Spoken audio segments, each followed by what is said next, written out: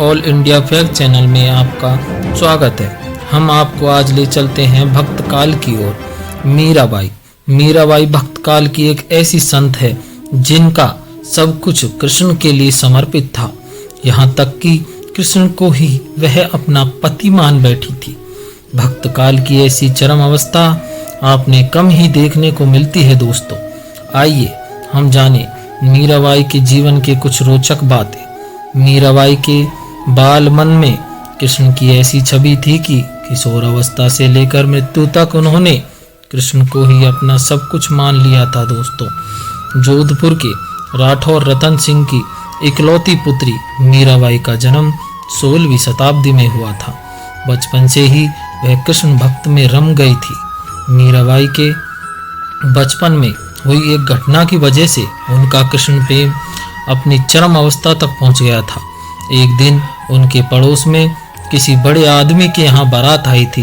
तभी औरतें छत पर खड़ी होकर बारात देख रही थी। मीरा भी बारात देखने लगी।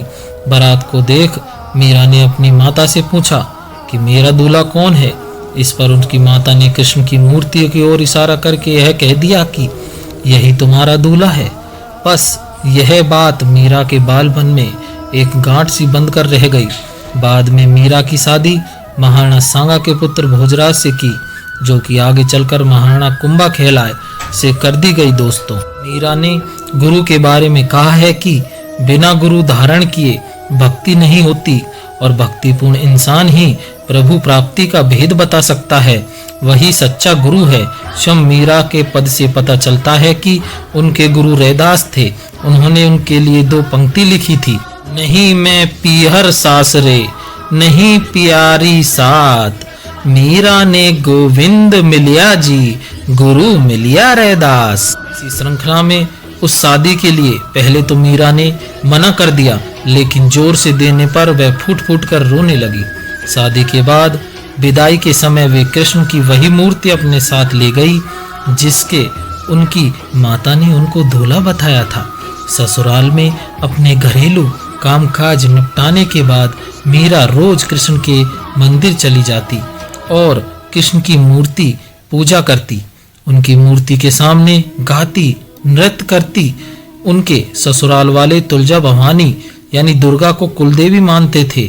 जब मीरा ने कुलदेवी की पूजा करने से इनकार कर दिया तो परिवार वालों ने उनकी श्रद्धा भक्ति को मंजूरी नहीं दी। मीराबाई की ननद उदाबाई ने उन्हें बदनाम करने के लिए उनके खिलाफ एक साजिश रची। उसने राणा से कहा कि मीरा का किसी के साथ गुप्त प्रेम है। उसने मीरा को मंदिर में अपने प्रेमी के से बात करते देखा है। राणा पूजा अपनी बहन के साथ आधी रात को मंदिर गया। वह मंदिर का दरवाजा तोड़कर अंदर पहुंचा और देखा कि मीरा अकेले ही कृष्ण की मूर्ति के सामने परम आनंद की अवस्था में बैठी थी तथा मूर्ति से बातें कर रही थी और मस्ती में गा रही थी। राणा सांगा मीरा का पर चिल्लाया, मीरा तुम जिस प्रेमी से अभी बातें कर रही हो उसे मेरे सामने लाओ। मीरा ने जवाब दिया, वह सामने बैठा है मेरा स्वामी नैन चोर जिसने मेरा दिल चुराया है, और वह समाधि में चली गई। इस घटना से राणा कुंभा का दिल टूट गया, लेकिन फिर भी उसने एक अच्छे पति की भूमिका निभाई और मरते दम तक मीरा का साथ दिया। हालांकि मीरा को राजगद्दी की कोई चाह नहीं थी, फिर भी राणा के संबंधी मीरा को कई तरीकों से सताने लगे। मीरा के प्रति मीरा का प्रेम शुरुआत में बेहद निजी था, लेकिन बाद में कभी कभी मीरा के मन में प्रेमानंद इतना उमड़ पड़ता था कि वह आम लोगों के सामने और धार्मिक उत्सवों में नाचने गाने लगी थी। वे रात में चुपचाप चित्तौड़ के किले से निकल जाती थी और नगर में चले रहे सत्संग में हिस्सा लेती थी। मीरा का देवर विक्रमादित्य, जो कि चित्तौड़गढ़ का नया राजा बना, बहुत कठोर था। मीरा की भक्ति, उनका आम लोगों के साथ घुलना मिलना और नारी मर्यादा के प्रति उनकी लापरवाही का उसने कड़ा विरोध किया। उसने मीरा को मारने की कई बार कोशिश की। विवाह का मतलब यह नहीं कि आप एक इंसान के लिए अपनी हर चीज समर्पित कर दे। अपना शरीर, अपना मन और अपनी भावनाएं। आज भी कई ईसाई संप्रदायों में नन बनने की दीक्षा पाने के लिए लड़कियां पहले ही जीसस के साथ विवाह करती है दोस्त। यहाँ तक कि एक बार उसने मीरा के पास फूलों की टोकरी में एक जहरीला सांप रखकर भेजा और मीरा को संदेश भिजवाया कि टोकरी में फूलों के हार है। ध्यान से उठने के बाद जब मीरा ने टोकरी खोली तो उसमें से फूलों के हार के साथ कृष्ण की एक सुंदर मूर्ति निकली। राणा का तैयार किया हुआ कांटों का बिस्तर भी मीरा के लिए फूलों का सेज बन गया। जब मीरा उस पर सोने लगी, जब सोने चली गई, जब यातनाएं बर्दाश्त से बाहर हो गई तो उसने चित्तौड़गढ़ छोड़ दिया। वे पहले मेड़ता गई, लेकिन जब उन्हें वहां भी संतोष नहीं मिला तो कुछ समय के बाद उन्होंने कृष्ण भक्ति के केंद्र वृंदावन का रुख किया।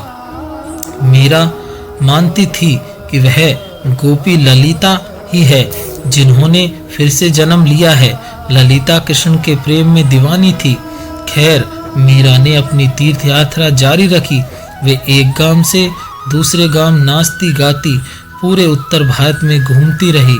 माना जाता है कि उन्होंने अपने जीवन के अंतिम कुछ साल गुजरात के द्वारिका में गुजारे। ऐसा कहा जाता है कि दर्शकों की पूरी भीड़ के सामने मीरा द्वारिकाधीश की मूर्ति में समा गई। मीरा का कृष्ण के प्रति इतना अगाध प्रेम था कि एक भक्त और भगवान के बीच हो। इंसान आमतौर पर शरीर, मन और बहुत सारी भावनाओं से बना है। यही वजह है कि ज़्यादातर लोग अपने शरीर, मन और भावनाओं को समर्पित किए बिना किसी चीज के प्रति खुद को समर्पित नहीं कर सकते। विवाह का मतलब यही है कि आप एक इंसान के लिए अपनी हर चीज समर्पित करते, अपना शरीर, अपना मन, अपनी भावनाएं। आज भी कई संप्रदायों में नन बनने की दीक्षा पाने के लिए लड़कियां अपने जीसस के साथ विवाह करती हैं। कुछ लोगों के लिए यह समर्पण शरीर, मन और भावनाओं के परे है, एक ऐसे धरातल पर पहुंच गया है जो बिल्कुल अलग था, जहां यह उनके लिए परम सत्य बन गया था। ऐसे लोगों में से एक मीराबाई थी दोस्तों, जो कृष्ण को अपना पति मानती थी। मीराबाई ने अनेक पदों की रचनाएं भी की दोस्तों। मेरे तो गिरधर गोपाल दूसरों ने कोई, जाके सिर मोर मुकुट मेरो पति सोई। छाड़ी दई कुल की कानी कहा करे कोई, संतन डिग बैठी बैठी लोक लालच सब खोई। देखी राजी भई जगत देखी रोई, दासी मीरा लाल गिरधर तारो अब मोही। कृष्ण को लेकर मीरा इतनी दीवानी थी कि महज 8 साल की उम्र में मन ही मन उन्होंने कृष्ण से विवाह कर लिया था। उनके भावों की तीव्रता इतनी गहन थी कि कृष्ण उनके लिए सच्चाई बन गए। वह मीरा के लिए कोई मति भ्रम नहीं था, यह एक सच्चाई थी कि कृष्ण उनके साथ उठते बैठते घूमते थे। ऐसे में मीरा के पति को उनके साथ दिक्कत होने लगी, क्योंकि वह हमेशा अपने दिव्य प्रेमी के साथ रहती थी। यहाँ तक कि मीरा ने अपने दिव्य प्रेमी के साथ संभोग भी किया था। उनके पति ने हर संभव कोशिश की यह सब समझने की, क्योंकि वह मीरा को वाकई प्यार करता था, लेकिन वह नहीं जान सका कि आखिर मीरा के साथ हो क्या रहा है। दरअसल मीरा जिस स्थिति से गुजर रही थी और उनके साथ जो भी हो रहा था वह बहुत वास्तविक लगता था, लेकिन उनके पति को कुछ भी नजर नहीं आता था। वह इतना निराश हो गया कि एक दिन उसने खुद को नीले रंग से पोत लिया। कृष्ण की तरह के पोशाक पहनकर मीरा के पास गया। दुर्भाग्य से उसने गलत तरह के रंग का इस्तेमाल कर लिया, जिसकी वजह से उसे एलर्जी हो गई और शरीर पर चकत्ते निकल आए। मीरा के इर्द गिर्द के लोग शुरुआत में बड़े चकराए कि आखिर मीरा का क्या करें। बाद में जब कृष्ण के प्रति मीरा का प्रेम अपनी चरम ऊंचाइयों तक पहुंच गया, तब लोगों को यह समझ आया कि वे कोई असाधारण औरत है। लोग उनका आदर करने लगे। यह देखकर कि वे ऐसी चीजें कर सकती है जो कोई और नहीं कर सकता। उनके आसपास भीड़ इकट्ठा होने लगी। जब पति के मरने के बाद मीरा पर वह विचार का आरोप लगाया गया, उन दिनों वह विचार के लिए मृत्यु दंड दिया जाता था, इसलिए शाही दरबार में उन्हें जहर पीने को दिया गया। उन्होंने कृष्ण को याद किया और जहर पीकर वहां से चली लग गई। लोग उनके मरने का इंतजार कर रहे थे, लेकिन वह स्वस्थ और प्रसन्न बनी रही। इस तरह की कई घटनाएं हुई। दरअसल भक्ति की ऐसी चीज है जो व्यक्ति को खुद से भी खाली कर देती है। जब मैं भक्ति करता हूँ तो मैं किसी मत या धारणा में विश्वास की बात नहीं करता। मेरा मतलब पूरे भरोसे और आस्था के साथ आगे बढ़ने से है। तो सवाल उठता है कि मैं भरोसा कैसे करूं? आप इस धरती पर आराम से बैठे हैं, यह भी भरोसा ही है। यह गोल धरती बड़ी तेजी से अपनी धुरी पर और सूरज के चारों ओर घूम रही है। मान लीजिए अचानक यह धरती माता उल्टी दिशा में घूमने का फैसला कर ले, तो हो सकता है कि आप जहां बैठे हो वहां से छिटक कर कहीं और चले जाओ।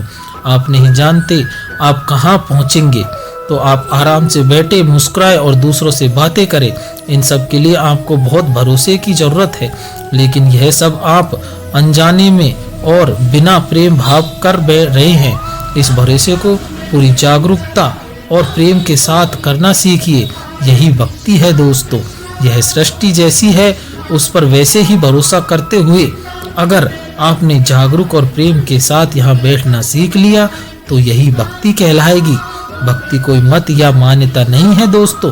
भक्ति इस अस्तित्व में होने का खूबसूरत तरीका है दोस्तों। जीव गोसाई वृंदावन में वैष्णव संप्रदाय के मुखिया होते करते थे। उस टाइम मीरा जीव गोसाई के दर्शन करना चाहती थी, लेकिन उन्होंने मीरा से मिलने से मना कर दिया।